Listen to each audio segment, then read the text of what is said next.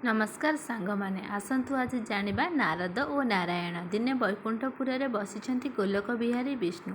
ପାଖରେ ବସିଛନ୍ତି ମା ଲକ୍ଷ୍ମୀ। ଏହି ସମୟରେ ସେଠାରେ ପହଞ୍ଚିଲେ ନାରଦ। ନାରଦ କହି ବ୍ରହ୍ମାଙ୍କ ମାନସପୁତ୍ର ନାରଦ। ବିଷ୍ଣୁ ପଚାରିଲେ, ନାରଦ, ଏ ଅସମୟରେ ଆସିବା କାରଣ କ'ଣ କୁହ? ନାରଦ କହିଲେ, ପ୍ରଭୁ, ମୋ ମନରେ ବହୁତ ଦିନ ହେବ ଏକ ପ୍ରଶ୍ନ ଉଙ୍କି ମାରୁଛି, ହେଲେ ମୁଁ ଆପଣଙ୍କୁ କେବେ ସାହସ କରି ପଚାରି ପାରୁନାହିଁ। ବିଷ୍ଣୁ କହିଲେ, ପ୍ରଶ୍ନଟି କ'ଣ କୁହ, ମୁଁ ତା'ର ଉତ୍ତର ଦେବି। ନାରଦ ଭାବିବେ ଏଇଟା ଉପଯୁକ୍ତ ସମୟ। ଏହି ସମୟରେ ମୋ ମନରେ ଥିବା ପ୍ରଶ୍ନଟି ପଚାରି ନେବି। ଏହା ଭାବି କହିଲେ, ପ୍ରଭୁ, ସମସ୍ତେ କହୁଛନ୍ତି ଏ ସଂସାରଟା ମାୟା ସଂସାର। ସେ ମାୟା କହିଲେ କ'ଣ ମୁଁ ବୁଝିପାରୁନାହିଁ। ଆପଣ ଟିକିଏ ମୋତେ ସରଳ ଭାବରେ ବୁଝାଇ ଦିଅନ୍ତୁ। ବିଷ୍ଣୁ ମନେ ମନେ ଭାବିଲେ, ନାରଦକୁ ସଂସାର ଚିନ୍ତା ଘାରିଲାଣି। ତାକୁ ମାୟା ବିଷୟରେ ବୁଝାଇବା ପାଇଁ ମୋ ପାଖରେ ସମୟ ନାହିଁ।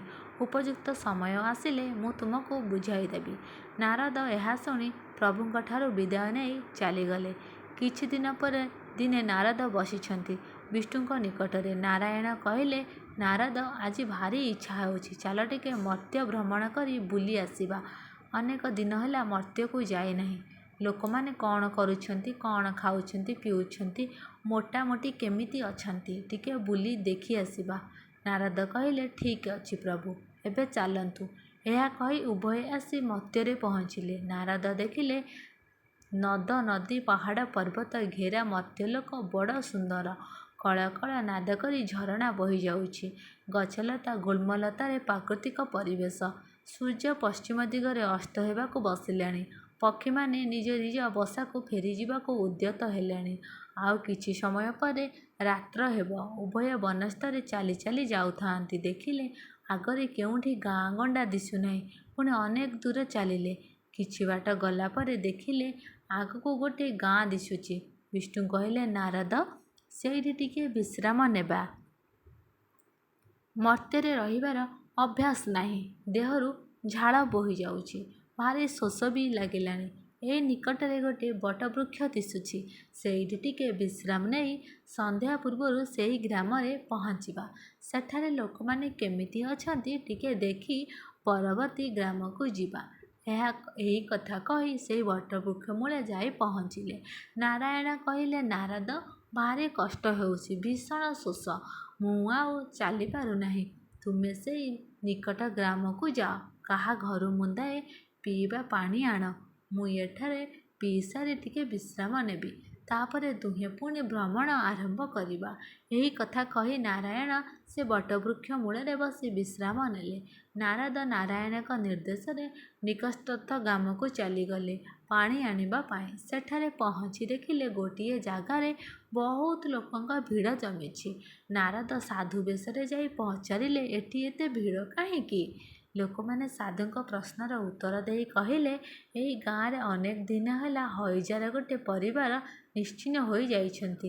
ସେମାନଙ୍କ ଶବ ସତ୍କାର ପାଇଁ ଏଠାରେ ଆମେ ଏକଜୁଟ ହୋଇଛୁ। କିଏ ଜାଣେ କାହା ଭାଗ୍ୟରେ କ'ଣ ଲେଖା ଅଛି, କେତେବେଳେ କ'ଣ ଘଟିବ, କିଏ କହିବ? ସାଧୁ କହିଲେ, ମୋତେ ଭାରି ଶୋଷ ଲାଗୁଛି। କାହା ଘରୁ ପାଣି ମୁନ୍ଦାଏ ଦିଅ, ମୁଁ ପାଣି ପିଇ ମୋର ତୃଷ୍ଣା ନିବାରଣ କରିବି।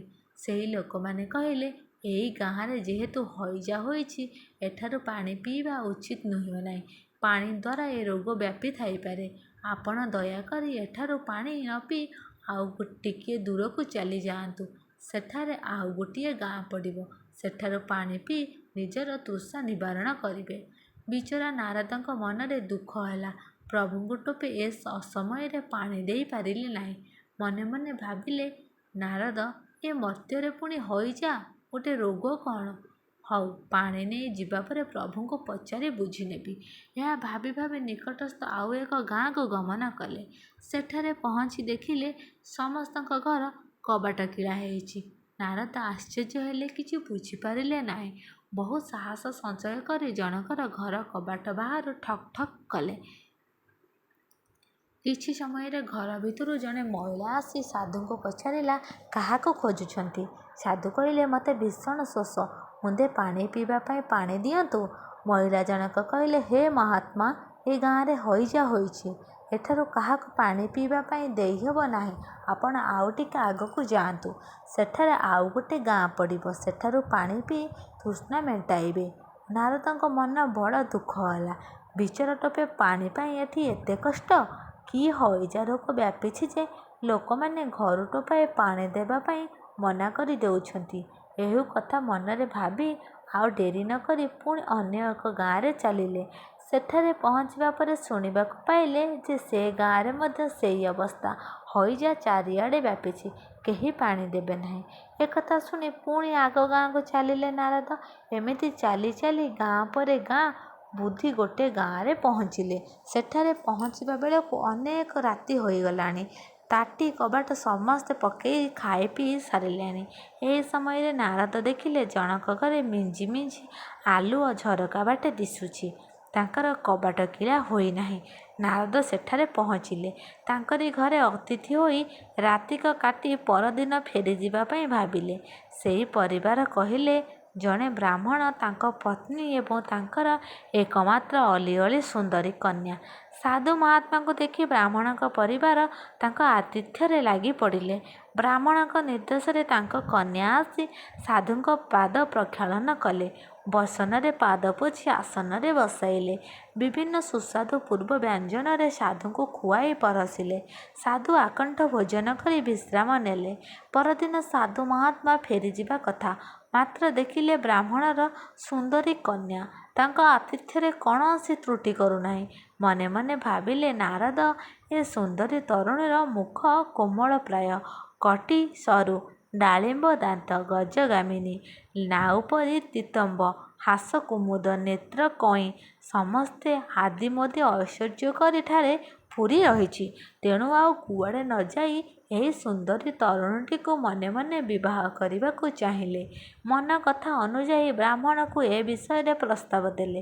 ବ୍ରାହ୍ମଣ କହିଲେ, ହେ ମହାତ୍ମା, ଆପଣ ପରମାତ୍ମା ସଦୃଶ। ଆମେ ଗରିବ ବ୍ରାହ୍ମଣ, ଯିଏ ଆମର ଏକମାତ୍ର କନ୍ୟା।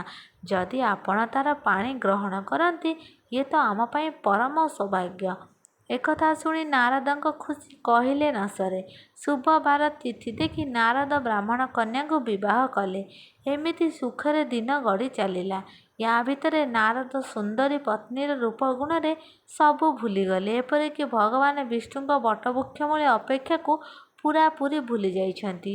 ସଂସାର କରିବାରେ ଲାଗି ପଡ଼ିଲେ ନାରଦ। କିଛି ଦିନ ପରେ ନାରଦଙ୍କର ଗୋଟିଏ ପୁତ୍ର ସନ୍ତାନ ଜାତ ହେଲା। ବ୍ରାହ୍ମଣଙ୍କ ପରିବାରର ଆନନ୍ଦ ଆହୁରି କହିଲେ ନ ସରେ। ପୁତ୍ର ଧୀରେ ଧୀରେ ବଡ଼ ହୋଇ ହସି ଖେଳି ବୁଲିବାକୁ ଲାଗିଲା। ନାରଦଙ୍କ ଆନନ୍ଦ କହିଲେ ନ ସରେ। ଏମିତି କିଛି ଦିନ ସୁଖରେ କଟିବା ପରେ ଅଚାନକ ସେ ଗାଁକୁ ଝଡ଼ ଆସିଲା।